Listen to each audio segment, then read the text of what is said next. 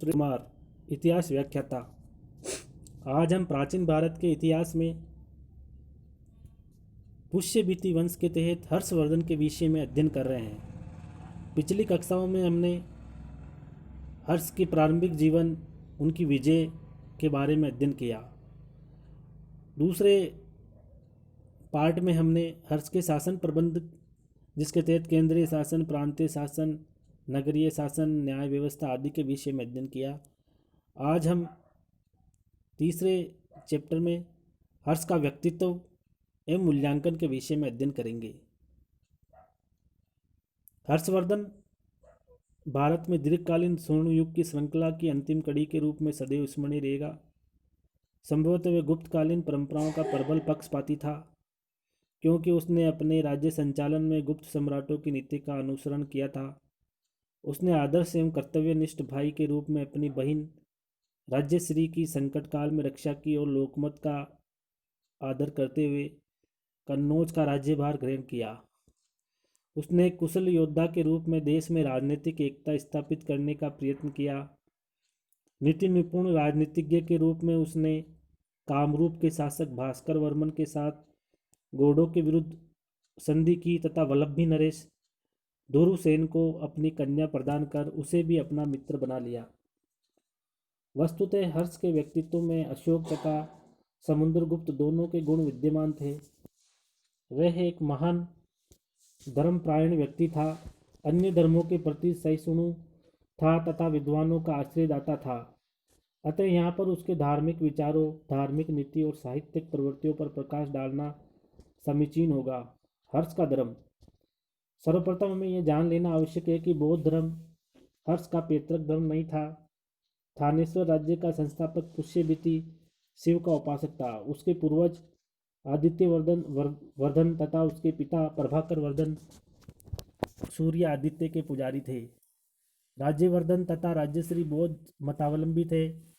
बाण भट्ट के अनुसार हर्ष अपनी दिग्विजय के समय नील लोहित शिव का उपासक था। बांसखेड़ा शाहजहाँपुर जिला और मधुबन आजमगढ़ जिला के अभिलेखों के अनुसार हर्ष अपने शासन के 25वें वर्ष अर्थात 631 ईस्वी तक परम माहेश्वर था। अपने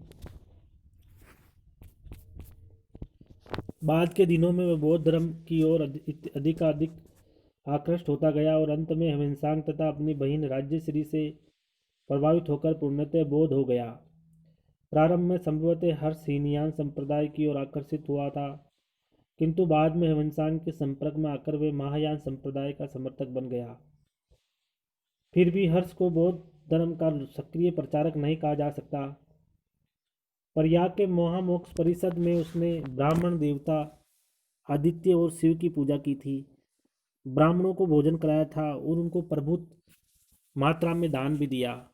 इसमें कोई संदेह नहीं कि हर्ष के कुछ कार्य बौद्ध धर्म के प्रति उसकी निष्ठा प्रकट करते हैं। उसका प्रतिवर्ष कथोपकथन आदि के लिए बौद्ध भिक्षुओं का आमंत्रण, बौद्ध विहार तथा स्तूप निर्माण और पशुवध तथा मांस भक्षण के विरुद्ध कठोर दंड विधान आदि उसकी बौद्ध मति को प्रकट करते हैं। गरीबों और रोगियों के लिए निःशुल्क भोजन तथा औषधियों के वितरण के लिए पुण्यशालाओं का निर्माण भी बौद्ध धर्म के आदर्शों से अनुप्राणित था।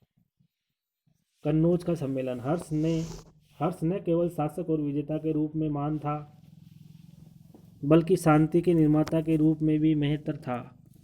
शांति काल में उसके कार्यों में एक महत्वपूर्ण समारोह कन्नौज का सम्मेलन था, जिसे उसने महायान के सिद्धांतों के प्रचारार्थ बुलाया था।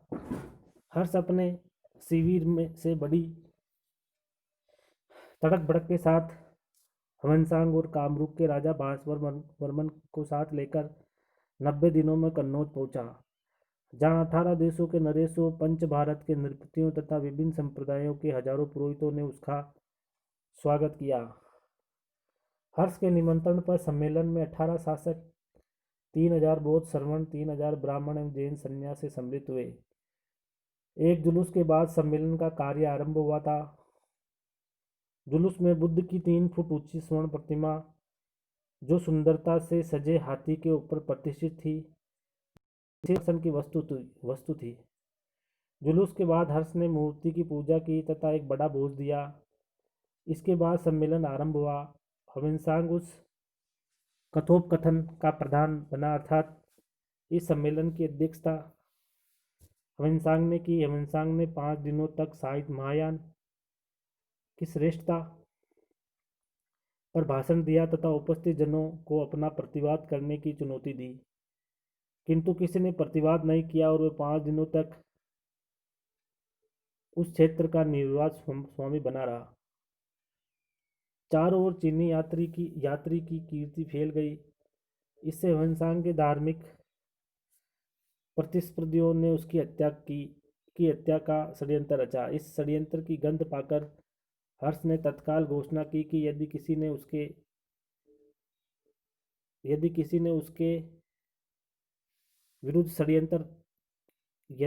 ने उसके विख्यात अतिथि को तनिक भी क्षति पहुंचाई तो वह उसे प्राणदंड देगा। इस घोषणा के परिणाम स्वरूप किसी ने हविनसांग का विरोध नहीं किया।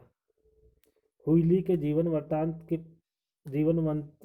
के अनुसार बौद्ध विरोधी सर्वथा पराजित हुए तथा सम्मेलन महायान की श्रेष्ठता को स्वीकार कर समाप्त हो गया। बौद्ध धर्म की श्रेष्ठता को, महायान की श्रेष्ठता को। किंतु हविनसांग के अनुसार सम्मेलन का असाधारण घटनाओं तथा द्वारा अंत हुआ। ऊंचे बुर्ज में एकाएक आग लग गई और विद्यार्थियों ब्राह्मणों के प्रति हर्ष की उदासीनता के फलस्वरूप उसकी हत्या करने का प्रयत्न किया गया। इस पर हर्ष ने 500 ब्राह्मणों को बंदी बनाकर देश से निर्वासित कर दिया और शेष को क्षमा कर दिया। उपयुक्त वृत्तांत में कितना कथन सही है ये नहीं कहा जा सकता, किंतु इतना निश्चित है कि उस सम्मेलन में हविनसांग के पाषाण का हर्ष पर गहरा प्रभाव पड़ा। हर्ष ने उसका बड़ा सम्मान किया तथा अनेक बहुमूल्य रत्न उपहार देने चाहे, किंतु हविनसांग ने त्याग की भावना से उन्हें लेने से इनकार कर दिया।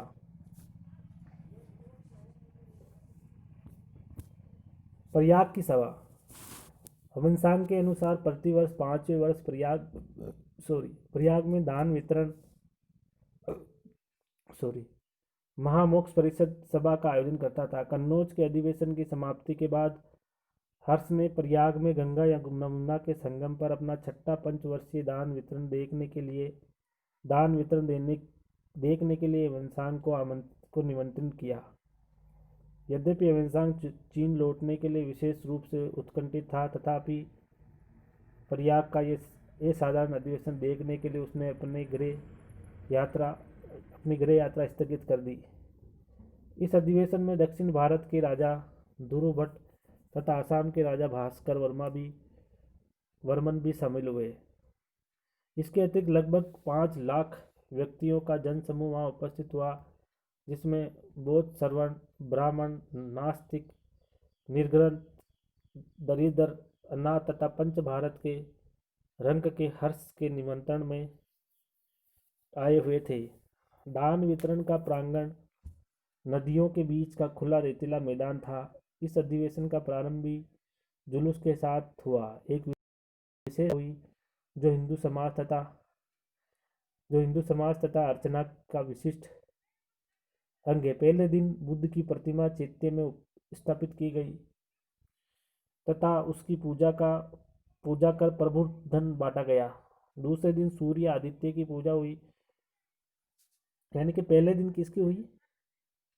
पहले दिन बुद्ध की प्रतिमा में चैत्य स्थापित की गई तथा उसकी पूजा कर प्रबुद्ध धन बांटा गया। दूसरे दिन सूर्य आदित्य की पूजा हुई और तीसरे दिन ईश्वर देव यानी शिव की पूजा हुई। यानी 3 देवता थे, पहले बुद्ध, फिर सूर्य और फिर शिव की पूजा हुई।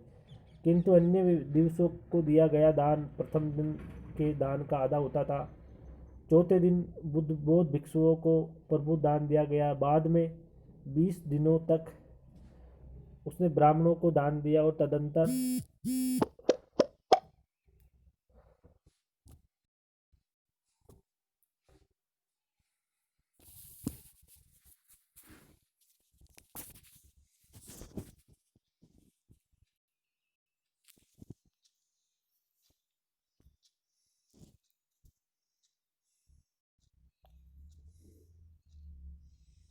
10 दिनों तक वे जैन तथा अन्य मतावलियों पर धन बरसाता रहा। इसी प्रकार कितने ही दिनों तक याचकों, दरिद्रों और अनाथों को दान मिलता रहा। जब उसका विस्तृत कोष समाप्त हो गया, तब हर्ष ने अपने व्यक्तिगत रत्न तथा वस्तुएं भी दान दे डाली। प्रयाग के इस अधिवेशन के बाद ह्वेनसांग ने हर्ष से विदा ली और अपने देश को चल पड़ा। हर्ष ने भरे हृदय से उससे सीमा पर विदाई दी और उद्दित नाम के उत्तर भारत के एक राजा को मार्ग में उसकी रक्षा करने तथा घोड़ों पर पुस्तकें तथा मूर्तियां पहुंचाने को नियुक्त किया। हर्ष ने उसकी चीन की स्थल यात्रा के लिए द्रव्य भी भेजा। धार्मिक नीति। हर्ष की धार्मिक नीति के संबंध में ह्वेनसांग का विवरण अत्यधिक महत्वपूर्ण है। ह्वेनसांग लिखता है कि उसने हर्ष ने पंच भारत में मांसाहार बंद कर दिया तथा जीवों को कठोर शारीरिक दंड देने की मनाही कर दी। उसने गंगा तट पर हजारों स्तूपों का निर्माण करवाया, अपने संपूर्ण राज्य में यात्रियों के लिए विश्राम गृह बनवाए तथा पवित्र बौद्ध स्थलों में विहारों की स्थापना करवाई। वे नियमित रूप से पंचवर्षीय दान वितरण का आयोजन करता और धन और धर्म के निमित्त अस्त्र शस्त्रों के अतिरिक्त अपना सर्वस्व दान कर देता था। वे प्रतिदिन 100 बौद्ध भिक्षु तथा 500 ब्राह्मणों को भोजन देता था। राजा का दिन 3 भागों में विभाजित था, जिसमें एक भाग राजकाज के लिए तथा शेष 2 भाग धार्मिक कृत्यों के लिए निर्धारित थे। ह्वेनसांग के इस कथन को ज्यों का त्यों स्वीकार नहीं किया जा सकता, क्योंकि कन्नौज के सम्मेलन में हर्ष ने जो पक्षपात किया था वह स्पष्ट है। फिर भी ह्वेनसांग ने हर्ष को अत्यधिक धार्मिक सहिष्णु बताया। निस्संदेह वह सभी धर्मों को श्रद्धा की दृष्टि से देखता था, किंतु बौद्ध धर्म महायान संप्रदाय को विशेष प्रश्रय देता था। ब्राह्मणों द्वारा उसके विरुद्ध षड्यंत्र करने का कारण ये था कि राजा बौद्ध धर्मावलंबियों पर विशेष कृपा रखता है। हर्ष की धार्मिक सहिष्णुता में कुछ संदेह होने लगता है। फिर भी केवल इसी आधार पर हर्ष की धार्मिक नीति की आलोचना करना उचित प्रतीत नहीं होता। वास्तव में हर्ष उदार था तथा प्राचीन भारतीय राजाओं की उदार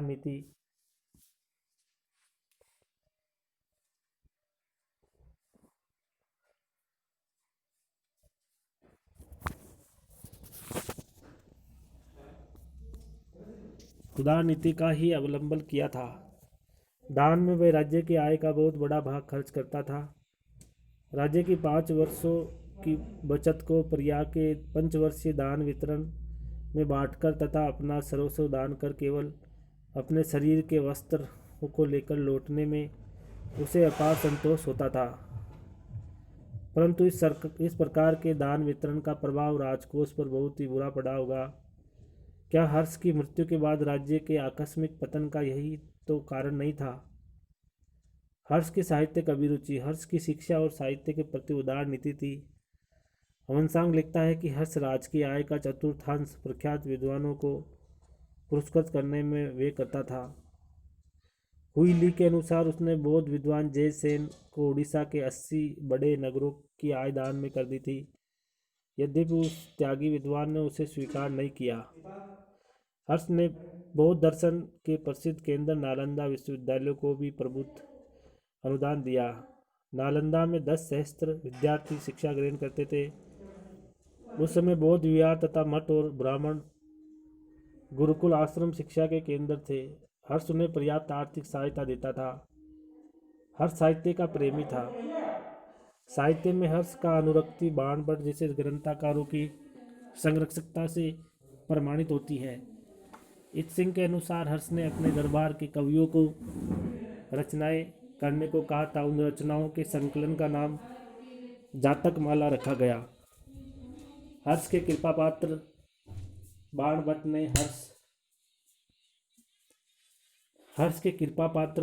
ने हर्ष चरित्र का वर्णन कर ऐतिहासिक जगत को एक अमूल्य ग्रंथ उपलब्ध कराया। हर्ष चरित्र के अतिरिक्त बाणभट्ट ने कादंबरी, पार्वती परिणय तथा चंडी शतक नामक ग्रंथों की रचना की थी। बाणभट्ट के एक संबंधी मयूर को भी हर्ष ने आश्चर्य दिया था, जिसने कामशास्त्र के प्रसिद्ध ग्रंथ अष्टक की रचना की। अष्टक के अतिरिक्त मयूर सूर्य शतक का भी प्रेरणा था। हर्ष के दरबार में मतंग दिवाकर नामक एक अन्य प्रसिद्ध साहित्यिक भी रहता था।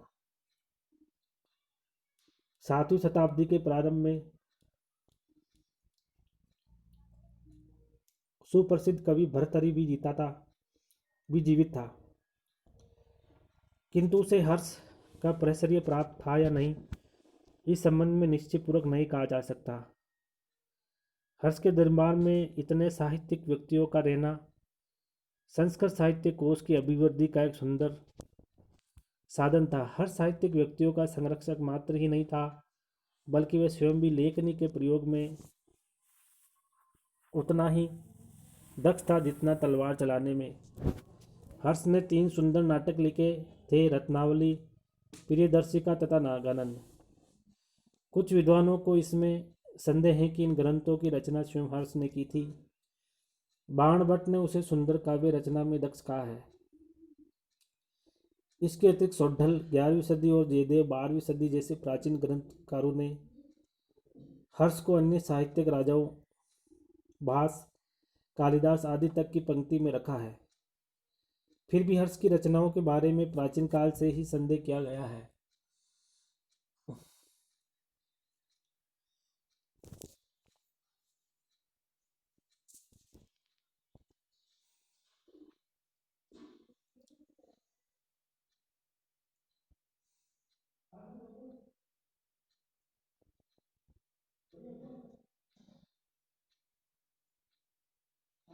ग्यारहवीं शताब्दी के कश्मीरी ग्रंथकार मम्मट तथा 17वीं शताब्दी के विद्वान नागोजी और परमानंद ने इन ग्रंथों का रचयिता धाबक को माना है। उनका विश्वास है कि उस नाटककार ने इन ग्रंथों का प्रणयन कर कुछ द्रव्य लोभ के बदले में हर्ष को समर्पित कर दिए थे। किंतु भारतीय इतिहास में राज साहित्यिकों का प्रादुर्भाव कभी असाधारण नहीं रहा है, और इसलिए हर्ष को भी साहित्यिक प्रेरणा मानना नहीं तो अनुचित है और न आश्चर्यजनक। फिर भी इस संभावना से इनकार नहीं किया जा सकता कि हर्ष के किसी संरक्षित कवि ने अपने संरक्षक के नाटकों को संशुद्ध कर दिया हो। उपयुक्त विवरण से स्पष्ट है कि हर्ष का राजनीतिक, धर्म तथा सांस्कृतिक क्षेत्र में महत्वपूर्ण योगदान है। हर्ष की प्रारंभिक कठिनाइयों के कारण उसकी प्रगति में कितनी बाधाएं उत्पन्न हुई होगी, इसका अनुमान हम सहज ही लगा सकते हैं। किंतु हर्ष ने बड़े धैर्य से इन कठिनाइयों का सामना किया तथा सफलता और असफलताओं के बीच झूलते हुए भी उसने प्राचीन भारत के इतिहास में अपना महत्वपूर्ण स्थान बना लिया। जब हम उसे एक शासक के रूप में देखते हैं तो ऐसा प्रतीत होता है कि उसने कौटिल्य के अर्थशास्त्र के अनुसार आचरण किया था। प्रजा की सुख समृद्धि के लिए तथा उसके कष्ट निवारण के लिए वह घूम घूम कर उसकी स्थिति अपनी आंखों से देखता था। हर्ष ने सभी धर्मावलंबियों को मुक्त हस्त से दान दिया था। इससे अवश्य ही समाज में समन्वय की भावना को बल मिला होगा। शिक्षा और साहित्य को प्रोत्साहन देकर उसने गुप्तकालीन संस्कृति को नव जागरण प्रदान किया। वंशांग का भारत आगमन उसके शासनकाल की ही नहीं अपितु प्राचीन भारतीय इतिहास की एक महत्वपूर्ण घटना है। भारतीय इतिहास के प्रजावत्सल सम्राटों की श्रृंखला में हर्ष देदीप्यमान तारे के समान अपनी अपूर्व ज्योति से जगमगा रहा है। डॉक्टर राधा कुमुद मुखर्जी तथा डॉक्टर रमाशंकर त्रिपाठी ने लिखा है कि हर्ष के चरित्र में अशोक और समुद्रगुप्त दोनों के गुणों का समन्वय था।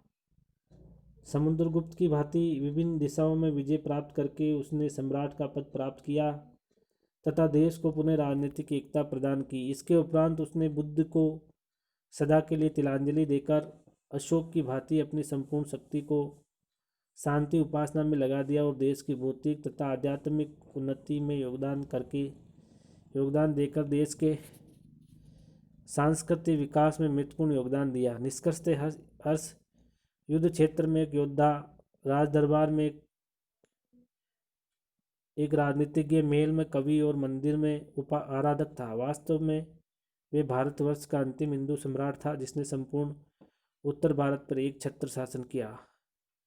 यानी कि भारतवर्ष का अंतिम हिंदू सम्राट जिसने संपूर्ण उत्तर भारत पर एक छत्र शासन किया। इस प्रकार हमने 3 चरणों में हर्षवर्धन के विषय में अध्ययन किया। प्रथम चरण में उसका प्रारंभिक जीवन और विजय, द्वितीय चरण में शासन प्रबंध और तीसरे चरण में हर्ष का मूल्यांकन। इस प्रकार हमने हर्षवर्धन के विषय में विस्तार से अध्ययन किया। धन्यवाद।